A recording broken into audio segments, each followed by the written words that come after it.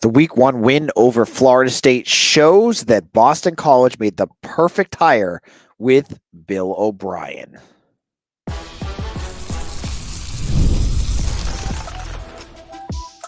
You are Locked On Boston College, your daily podcast on the Boston College Eagles. Part of the Locked On Podcast Network, your team every day. Hello, everyone, and welcome. This is Locked On Boston College, your team every day. I'm your host, AJ Black. Today's episode is brought to you by FanDuel. Now through September 22nd, all FanDuel customers commit $5 and get a 3-week free trial of NFL Sunday Ticket from YouTube and YouTube TV. Visit FanDuel.com to get yourself started. All right, going to continue talking about that Florida State game because there's still meat on that bones. We're going to look at Bill O'Brien and why I think we're learning more and more why he is the perfect hire for the Boston College Eagles. I'll explain more on today's show. Secondly, I want to look at the difference between Thomas Castellanos at this time last year and Thomas Castellanos now. We'll look at his growth. And then we'll get a big injury update for the upcoming Duquesne game. So we got a busy, packed episode. Don't go anywhere. Make sure you hit that like button before you leave. All right. So Bill O'Brien, now 1-0 with Boston College and has his first top 25 win, which took forever for Jeff Hafley to get. And Steve Adazio, I think, had 2 or 3 during his 7 years with BC. So he's already got himself in ahead of the game in terms of some of the previous coaches. And watching him in one game, it is clear to me that Bill O'Brien is the perfect fit and the perfect coach to rebuild Boston College into more than just a 6-6 or a 7-6 team. He is a guy that I truly believe, after watching that game Saturday and hearing what he's saying now, is going to be able to bring Boston College back into national relevancy.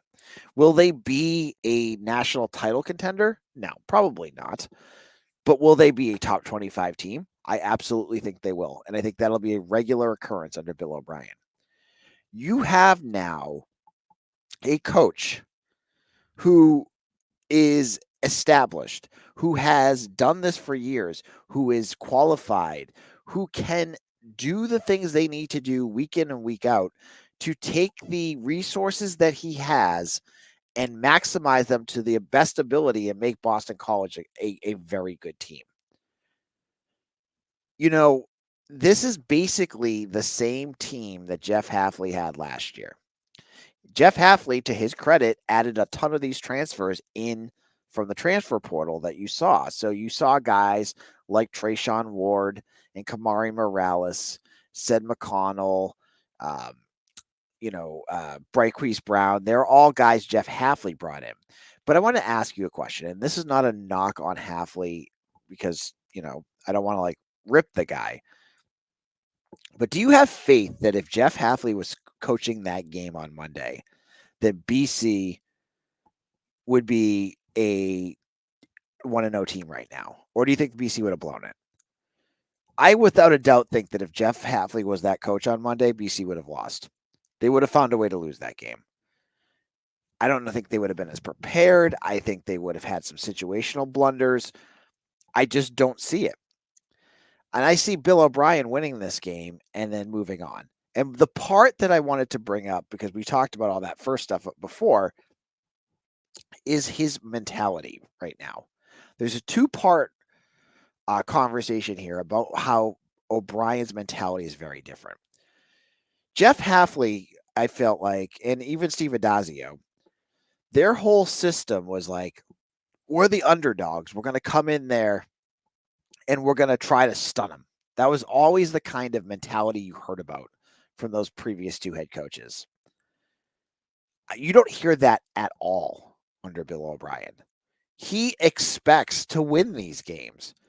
And you hear it when he talks. He's not filling you with baloney here, folks. O'Brien expects to win. He has the mentality that you're going to win. So when you bring in your guys and you're telling them you're going to win, It's a very different athlete mentality than going in and saying, we're going to try to see if we can catch these guys off guard and stun them. That implies that you're expecting somewhat to lose and that you're hoping that maybe you can win. There's no hope in what Bill O'Brien's preaching. He thinks he's going to win. And that's a very, very big difference from Jeff Hafley. The other big piece that I think is part of his mentality that I love harkens back to Bill Belichick and Nick Saban, which is they just had a monumental win. And even on Monday night, right after the win, Bill O'Brien is preaching that they have to clean things up and that they are not, this is, we're going to celebrate and we're going to move on. And then come today on Wednesday when they have their press conference, he basically refuses to speak glowingly about anything. We have to continue to improve. He had a statement that I thought was great, which is his mentality is not how does this team look in week 1? It's how does this team improve by week 12? This is Bill Belichick to a T. O'Brien has learned under him for years, obviously, that you can't just sit on your laurels and go after a win. And Jeff Hafley, I felt like did this a little bit too, so I'm not going to say he didn't, but it's so clear with Bill O'Brien that this is how he feels about how BC has to be run. You're not like Wednesday. He did not want to talk about it at all. They were talking about. Someone asked him about the offensive line and how great they were, and he's like, "Yeah, they played well, but there are still mistakes, and we have to clean that kind of stuff up." Being complacent would be the worst thing Boston College could be. I don't get that sense at all with Bill O'Brien. Like he just wants to continue to improve and he's going to continue to look for things to improve, which is going to keep this team fresh. It's going to let this team win. He also, to wrap things up, made a challenge, one that I've heard Jeff Hafley do too, which is he was challenging the fans. He said basically, we need the fans at every game this year. You need to show up. That gives players an edge, that gives you a home field advantage. And I totally agree with him here because you need to fill up the stadium. You need for recruiting, for the players, for every reason that you can think of. And it does show to people on TV like who are watching going, "Oh, there's half empty Alumni Stadium again," versus, "Wow, they're really crazy there." For Boston College fans out there, this is your chance. We've had a lot of malaise around this program, right? And I'm not blaming you for not showing up for those last few years, but now you have a coach who's delivering. You need to do your part. You can't just sit at home, not go to the games, and then complain when things don't happen. Like when you lose a recruit or a transfer has no interest in coming here. You need to do your part and show up and it's fun. Go to Alumni Stadium. Get your friends to tailgate. Do whatever you got to do. But Bill O'Brien's challenging you, not just me. Get out to that game. And it's Duquesne. And yeah, they're going to beat him. But hey, maybe you get to watch BC score a whole lot of touchdowns. That's a lot of fun too, right? But that's beside the point. My big point here is Bill O'Brien, he is the perfect fit for BC. He is the guy that has the mentality that's going to maximize and get recruits here. You're going to see improvements in recruiting very soon. If you're not thrilled with the group that they have now, it's going to just continue to get better, especially if they keep winning the way they did on Monday. Now, in our second segment, we're going to flip it over to the quarterback. I want to talk about Thomas Castellanos for a little bit and look at how he's grown, both as a quarterback and as a player in the last year. We'll get into all that in just a moment.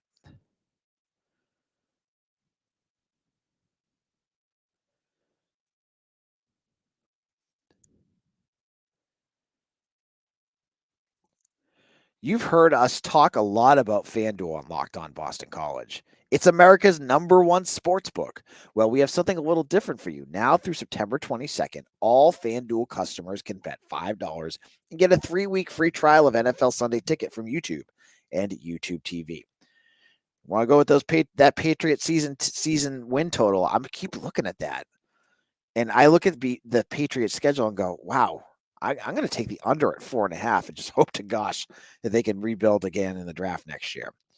Well, you can too. And then you can sign up. And then with the YouTube TV base plan, you'll be able to watch every regular season Sunday afternoon out of market game. All you need is a Google account and a current form of payment, and you can cancel anytime. You can get 3 weeks free trial of NFL Sunday Ticket by just visiting fanduel.com and downloading America's #1 sportsbook and making that first bet.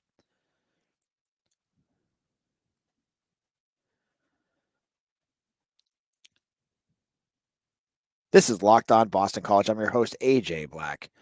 Thank you all who have listened, and make sure that you on YouTube find Locked On Boston postcasts.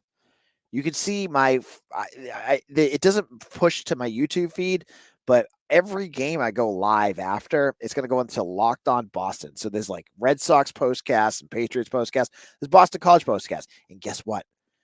My postcast has more hits than any of those Red Sox ones. So come check it out. It's if you're looking for the live after games, make sure you subscribe to that as well. It's Locked On Boston postcasts. Check that out. Now, Thomas Castellanos, he had 3 touchdowns against uh, Florida State, and that was like only throwing the ball 16 times, running the ball quite a bit, but managing his offense and being able to, as I said, was a key, preventing silly mistakes. He made not really any. He had that one batted down pass, and that was it. He's now been the quarterback for BC for a year. Remember, he took over in that first week. And I wanted to look at just as him as a quarterback, how he has grown. If you go back a year, I think it was against Holy Cross. There was that infamous play where he made the hand motion. You know which one I'm talking about. That was completely inappropriate. I believe he got flagged for it, and every pro clutcher out there got really upset about it. I still get tweets from one dude who continuously cannot let it go. But yeah, he was a little bit arrogant there and a little bit of a hothead. To where he's at now, I want to share a quick story about Tommy. I met him over the summer at media day. That was not a big deal. I meet him at press conferences all the time.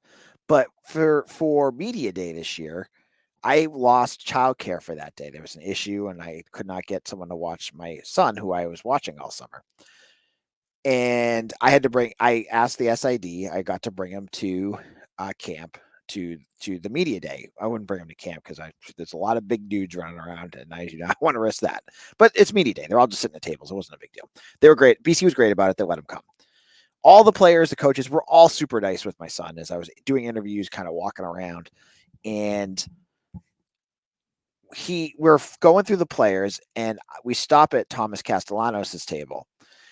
Tommy Castellanos, and I can tell you, my son is a huge, huge Castellanos fan. Like, it's the only player he knows. When he throws around the football in the backyard, he wants to be Castellanos. Like, he's his guy. I've been looking to try to get him a jersey, whatever. I could tell you that Tommy Castellanos spent like 2 or 3 minutes talking to my son. Told him how much he loved his name. He was checking out, like talking to him about his Yoda shirt he had on, and just like laughing with him a little bit. My little guy, he's 5 years old, was buzzing after this. It was such a cool moment. And now my son just kind of goes around the house and like talks about how, hey, I got to meet Tommy Castellanos and he said hi and he liked my name. He's never going to forget that. It was such a good moment and shows how like just the first impression that folks had of him last year is so off. This is a guy that is Boston College. Like just that interaction he had with my son shows one thing. Then after the game, they ask him about what he's going to do now that he had won this game. He goes, well, I got class on Wednesday. I go to school at Boston College. Yeah, this guy is Boston College. Like, whether you liked what he did last year or not in that Holy Cross game, he has come a long way, and he's the perfect representative for this university. And he's playing at such a high level right now. He didn't have to throw the ball at all, really, against Florida State. I saw some folks complaining about that. Like, you didn't need to. They were running, and Florida State couldn't stop you. If they were stopping the run, then you could pass it, but they weren't. You could keep doing that all game long. There were times where they had to, but we'll have to wait and see what happens there. But I think Castellanos, just in terms of his maturation and his leadership qualities and what he means to this team, has come a long way in about a year. He seems like a veteran now. He seems and plays like a quarterback he's been around, and he looks and feels like a quarterback that you can trust when it comes to big situations. When it came to when the game was going on Monday, and there'd be third downs, especially those long drives in the first half where BC was just marching down the field. You get to third down and you trusted him. You trusted that he was going to make a play, whether himself or getting the ball to somebody else, that would get them the first down, and it just kept happening. He just kept doing it. I think we're going to watch him, especially obviously against Duquesne, where he's going to probably look like Superman. But there's going to be some plays this year where he's going to take over games. And last year it was against some weaker opponents, but he did it against SMU. I think he's going to do it again, soon. And I think you're going to see the pass game come as well. It's there. I saw it at practice. It's not like, we're waiting for it and, Jeff Halfley has it hidden behind practice that he can't throw. I was at practice 10 times this summer. I watched Castellanos throw. He can throw. Yes, he missed that throw to Lewis Bond deep. Or Reed Harris, I'm sorry. It was Reed Harris deep. But a lot of quarterbacks do too. So it's not like it's the worst thing in the world. But he's come such a long way. He has really matured into an elder, basically he's a junior, an elder statesman for the Eagles. So wanted to share that story, but also to talk from a bigger perspective of how he is a leader now on this offense, and it's his team. Last year it was his team too, but it feels like this is Tommy Castellanos' team. Now, in our final segment, I'm going to wrap things up with a big injury update that you're going to want to not miss. We'll get into all that in just a moment.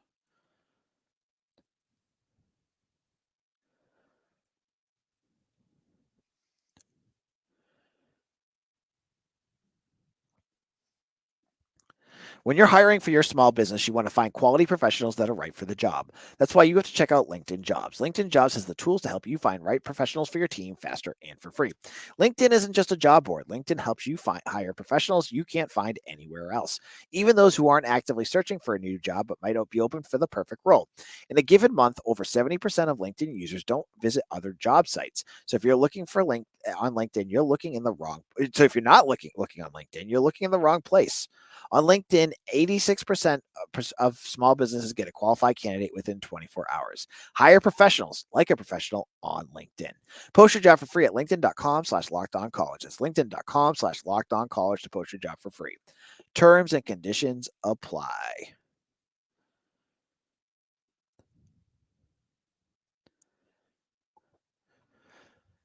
This is Locked On Boston College, AJ Black. I'm also the editor and publisher of 247's Eagle Insider. We have a great deal, and we've had about quite a few BC fans take advantage of this deal. We have VIP content up there, like Mitch's film reviews and my recruiting scoops and all sorts of good stuff. Hockey, 75% off. You can get a full year subscription for about $25, a little bit more than $25. Covers you the entire year, 12 months. Make sure you get over to Eagle Insider and take advantage of this. It ends today on Thursday. So make sure you sign up because this deal's leaving soon. Locked On Boston College, AJ Black. Thank you all who have subscribed. And thank you if you have not checked it out yet to check out on Locked On ACC. Maybe, just maybe, Kenton and Alex have started to come around on BC. I doubt they have, but just maybe they have. Well, anyways, check them out on YouTube or anywhere you get your podcast. But big injury update during Bill O'Brien's press conference on Wednesday, as he confirmed that Logan Taylor, Boston College's presumptive starting guard, is back. Now, he didn't say if he's going to play, but he said he's back. I think his words, like sometimes when you hear a coach speak, you get to be very careful with what they're saying because sometimes they specifically pick out words that are you have to really look at. Yeah, he may be back at practice, but is he going to play? We don't know. But he's at least he's back. And that's good. I honestly, I sent this out on our subtext, our Eagles Nest subtext. I have a sign up link in our show notes where I was talking to some of our listeners, and I said, there's two ways to look at this, and I lean one way. On one hand, playing him against Duquesne, he hasn't practiced at all this summer. Could be good practice for him, basically, right? You're playing an FCS school, get him out there, get him some reps. That could be good. Not the worst idea in the world. I lean more in this direction though. Have him practice for the next 2 weeks. Have him practice, with the starters or even, start with the starters or second team this week. Get him back to the starters next week and have him go against Missouri because the last thing that they need, this sounds like it's an injury that's popped up a few times for Taylor, is for him to get re-aggravated against Duquesne and then lose him for another month. You don't need that. Dwayne Alec was more than fine against FSU. He was pretty good. Let him play again. Let Logan Taylor slowly come along. That's my opinion. But there's both ways of looking at it, and maybe I don't have the right football mentality, which is just get out there and get it going. So I'm thinking you're going to see him this weekend, but there's still a possibility they could just sit him. There's no injury updates on Grayson James. And I haven't heard anything about Cameron Martinez. So not sure. He didn't bring up either of them. I think I saw the SEC is now doing injury reports. I really hope the ACC does these in the next coming years. Though, again, we talked about Bill O'Brien being a Bill Belichick guy. I'm sure he could find a way around it like Belichick always did. So that wraps up today's episode. On tomorrow's show, we're going to have Mitch Wolf back on, and we're going to preview Duquesne.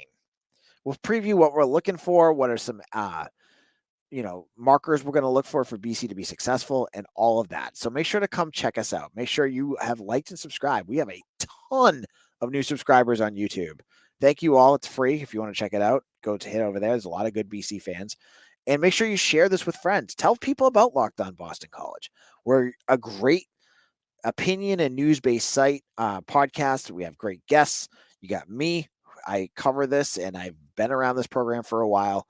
I hope you enjoy it. Follow me on Twitter at AJBlack247, and make sure to check out my work on Eagle Insider. Thank you all so much, and we'll see you again tomorrow for another episode of Locked On Boston College, your team every day.